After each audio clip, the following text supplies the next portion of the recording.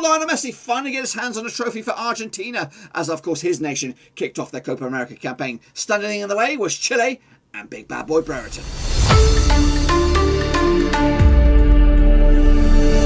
That's right, folks, back once again with another match review, looking back, of course, Argentina's opening match against Chile in the Copa America, and we'll get to that in just one second. If you're new to the channel, where the heck are you been, boys? Smash your subscribe button to keep you bang up to date with all things Blackburn Rovers related, Euro 2020 related, Copa America related. We've got it all here under one Rooskies. That's right, boys and girls. Not only did Lionel Messi fail to win today, but of course, big bad boy Brereton made his debut. We'll talk about that in a separate video. This is all about the game, and we'll elaborate on that in a minute. Big shout out to the VIPs. They are the patrons. Thank you for your continued support working behind the scenes, and also check out the links down below on Twitter, Twitch, Facebook, and of course Patreon as well. Make sure you check those bad boys out. But here we go, kicking on forward then, take a look back at the opening game for Argentina over in Group B. It was a 1-1 draw. In the end, Lionel Messi converted from a free kick. It was a zinger, an absolute zinger to give Argentina the lead. They went into the break, of course, in front.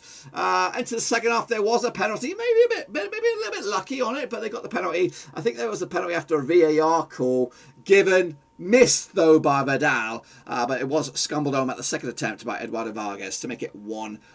Vargas was later injured.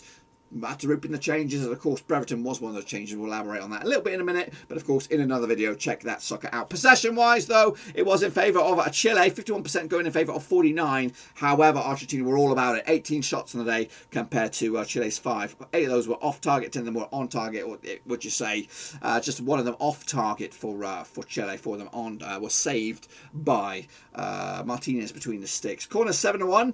Yeah, and as you can see, fouls there, 19 fouls by Chile, 14 fouls for Argentina. What about the shot grid here? This is the Argentinians, as you can see, peppered Bravo between the sticks, and of course very sporadic efforts here for Chile. But hey, they got one of the goals in the back of the net, and of course back-to-back 1-1 draws now over Argentina, one in the World Cup qualifying and one here in the Copa America, to get themselves unbeaten start. You know what, they could meet again later, and hopefully Brereton will get his act together and get a start. We'll see about that. Take a look at the heat maps then, shall we, for Argentina. Again, covered a lot of blade of grass, you know, a lot of possession. Well, they had a fair amount of possession, but ultimately they didn't deliver with it.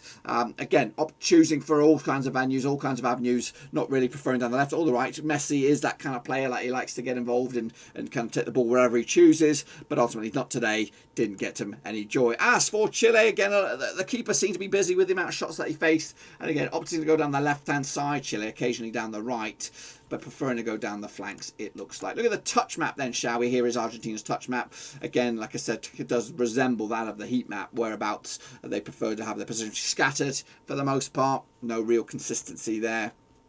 And again, it is obvious here with Chile's heat map and the touch map.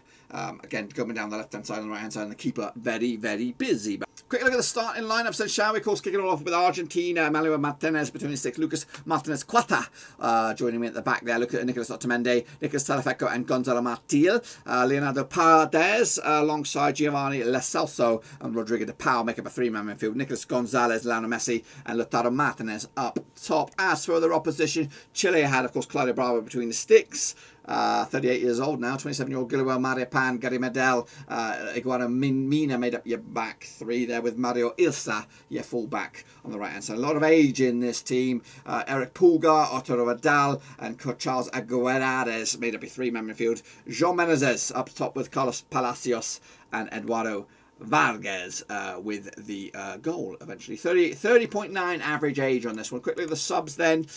We did see the likes of Molina coming on, 23-year-old right back. Exaro Palacios, 22-year-old central midfielder on the books of Bayer Leverkusen. Angel de Maria, £22 million rated winger.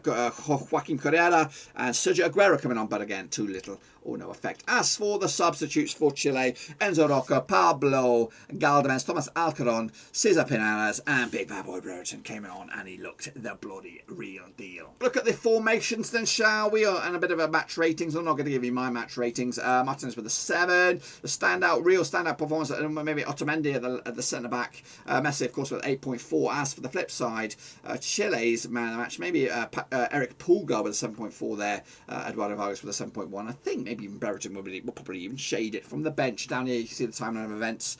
A lot of substitutions were made. Penalty was missed, converted by Vargas. Not pretty, but hey, they all count in the end. A quick look at the table then, shall we? Of course, Argentina lead. Well, I don't know why they're there. Maybe on alphabetical merit, but they're above Chile for the time being. Tonight, Bolivia take on Paraguay. We'll have a review or, of course, analysis of that tomorrow. And we're not going to stay up for that one. Next up for Chile, it is Bolivia. That's on the 17th of June. Again, I don't think I can watch that. I'm going to be at work. Argentina to take on Uruguay later on that night. Yeah, so far so good for Chile. A win, basically, and you should be in. I think 4 points will get over the line. Only one team will not make it through to the knockout stages. Who could it be? Who could it be? We'll look forward to when that takes place very soon. So there you have it, folks. There you bloody have it. Of course, Argentina failed to get over the line with a three-pointer, having to share the spoils with their familiar faces, that is Chile. So 1-1 on the day. Once again, we just played that out in a World Cup qualifying, and again, it was a 1-1 draw. Happy days to finally see Big Bad Boy Brereton make his debut. We'll cover that in another video. But yeah, I think it's actually 2 points dropped from Argentina, and of course a massive point for Chile opening up their campaign against one of probably the favourites of the group, and probably one of the second favourites for the title. So yeah, job done. Get on to the next one. Maybe, just maybe Chile can get to win over Bolivia to get themselves moving, and maybe we'll have a Big Bad Boy Brereton debut for that one to look forward to. So hopefully you enjoyed this one. If you did, smash your thumbs up, smash your subscribe. If you are new, we're trying to get up to the big fat 25k. It's a long shot right now, just to go over the hump of 20k, so hopefully you could do just that. But until then, see you soon. Thanks for watching. Check out the links in the description on Twitter, Twitch, Facebook, and of course Patreon as well. Until then, though, I'm out. Solons are gone.